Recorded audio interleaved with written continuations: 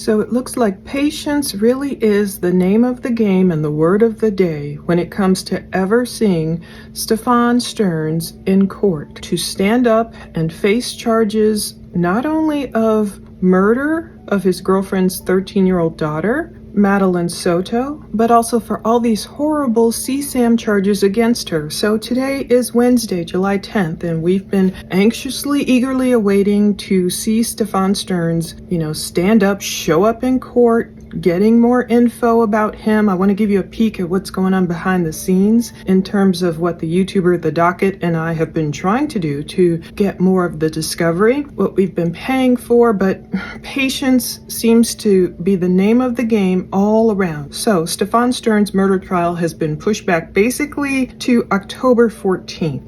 So according to Kathy Russin and other publications like Fox 35 Orlando, Stephan Sterns' lawyer said there's a lot of work to do. So his public defender already filed a motion this morning, Wednesday, July 10th, to continue, which we expected. We didn't expect everything to pop off like it does in the movies, if only.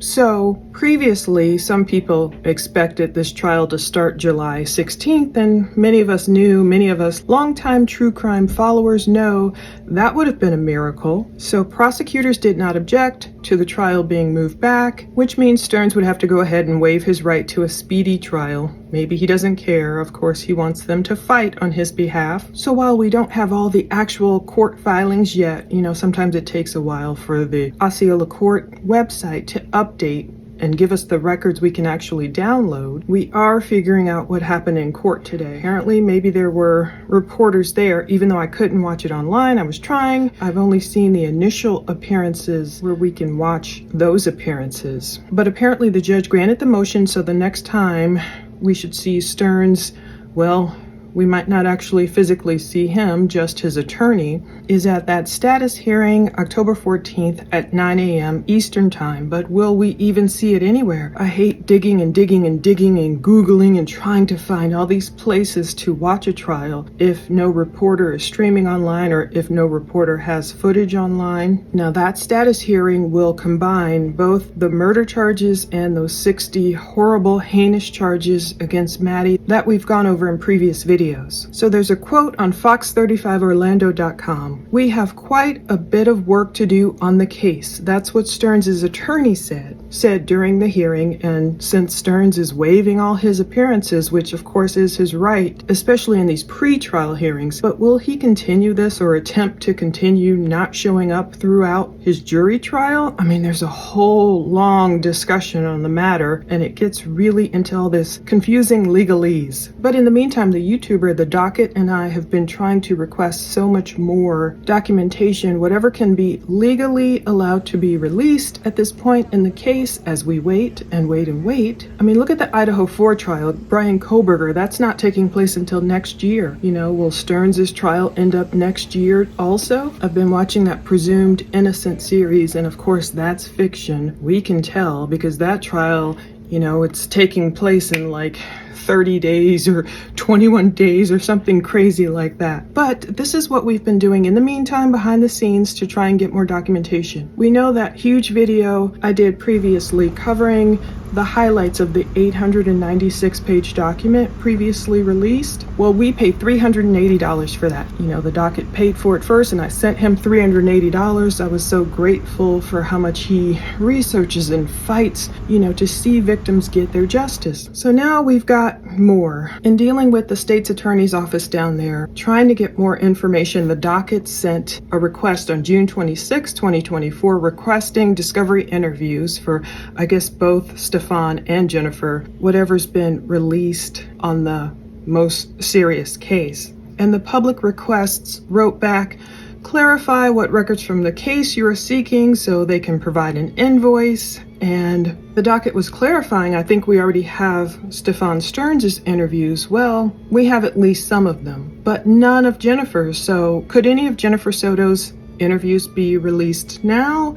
That's the question. He spoke about us paying for those 896 pages. There shouldn't have been anything else outstanding or an invoice or anything else. The person wrote back, these unpaid invoices, some new unpaid invoices, are not the dockets. They were issued to other requesters. I can issue you one in this case, or you can wait. Check back with me to see if the requests were paid by them. If they pay, you can get the records for no charge. And he was asking this person, can I pay you? It gets so confusing, but I wanted to show you guys what's going on behind the scenes and why it takes so long to get this info. And he's also trying to clarify, are these the interviews of Jennifer that are not audio redacted? You know, we got those other interviews. They weren't redacted when Jennifer was talking about Madeline being missing and everything, and Sterns was there with her. They were in the office. Okay, but when they made it to Jennifer's apartment, that condo, you know, they only gave us the first few minutes and cut off the rest. So now we got another $225 invoice for 10 hours, which I sent the docket $225 because I know, I get a lot of questions about this case, inquiries about this case, a lot of comments on this case. I know you guys want to see Maddie get her justice. I know you guys want more info. So this is one of the ones I'm really staying on top of. Well, there was an invoice sent for $225, $22.50 per hour, estimated 10 hours of time for their clerical and support staff. That's how they came up with an advanced deposit due of $225 dated June 4th, 2024. As I understand it, I think some other requester or maybe media person fell through and they didn't pay it, if I'm not mistaken. But I know we've paid it. It is an invoice for cost to review records that have been released in discovery but have yet to be reviewed pursuant to FS 119. So whatever all that means, it just means wait. So I put in a follow-up question yesterday with the state's attorney's office because I guess I should have really sent this to the court, because I saw a new case for a Jennifer Soto pop up on the Osceola court website. What was unique about this? I couldn't see her middle name. It didn't say Lisette, so I don't know if it's the same Jennifer at all. It probably isn't. But it did have a birth year of 1988. The same birth year as Jennifer Soto, who is Madeline Soto's mom. It's a domestic case. I couldn't get a lot of info on it, but I wanted to know,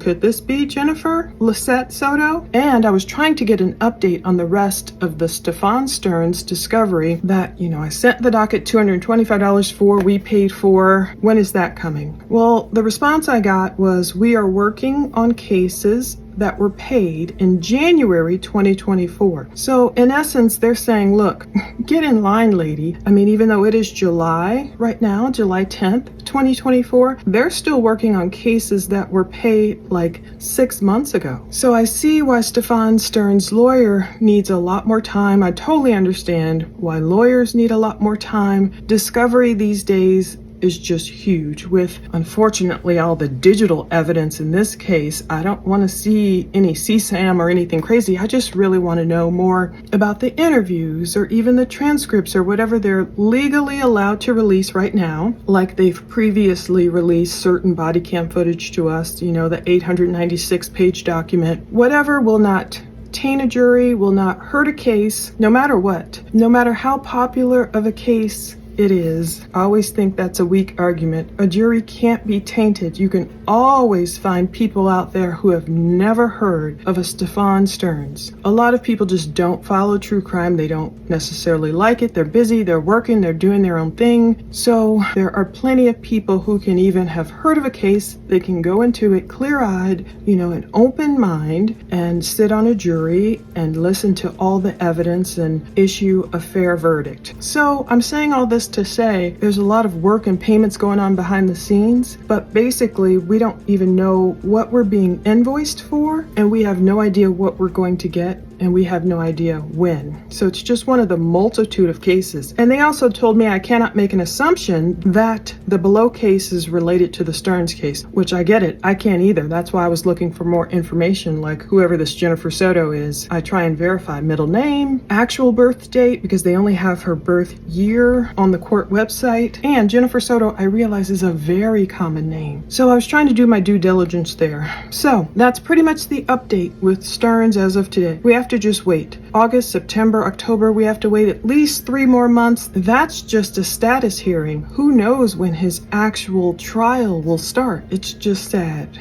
I think a lot of people got spoiled in terms of the Chris Watts case when the horrible crime happened and lickety-split, he confessed and pled guilty, and then discovery was released. So I think a lot of people believe, oh, everything will happen just like this, boom, boom, boom. But no, as we're seeing in the Koberger case, when we're seeing in so many different cases, unfortunately, just so bad for these victims' loved ones. I can't imagine waiting 3, 4, 5, and 6 years, even 10 years. Some of these cases I watch on Dateline or 48 Hours take so long to make it to the courtroom. And it's really sad in those instances when the perpetrator is out just living their best life. So at least in this case, Sterns is in custody.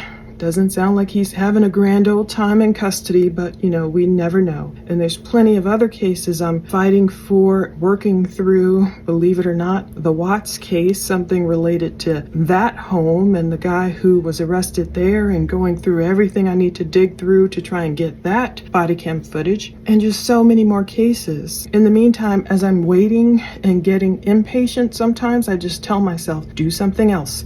Just keep paying. There's a Croy Bierman body cam coming. Just pay, Paula. I just shell out the money. Thank God. When I have it, shell it out. Here. Pay. I don't even know what I'm going to get. Pay. Wait. And in the meantime, focus on different cases. So that's kind of been my strategy. And before you know it, stuff will show up in my email inbox, and it'll kind of answer a lot of the questions I keep getting, especially about this case. So I had to do a little mini Bible study on patience for myself today. Ecclesiastes 7:8. Hope it helps you. The end of the matter is better than its beginning, and patience is better than pride. So I know a lot of people are just so outraged. I mean, as they should be, outraged at the way Stephan Sterns treated not even his stepdaughter. He doesn't deserve the title of stepfather. The way he treated Maddie, and ended up being charged with taking her life. And a lot of people are still so mad at Jennifer Soto too. That's why I keep checking her name every day on the docket. And when I saw a new open case for Jennifer Soto, birth year 1988, pop up, I was like, whoa, let me see what this is about. It's a domestic. Is this her or some other woman? It's probably some other woman, but it gets frustrating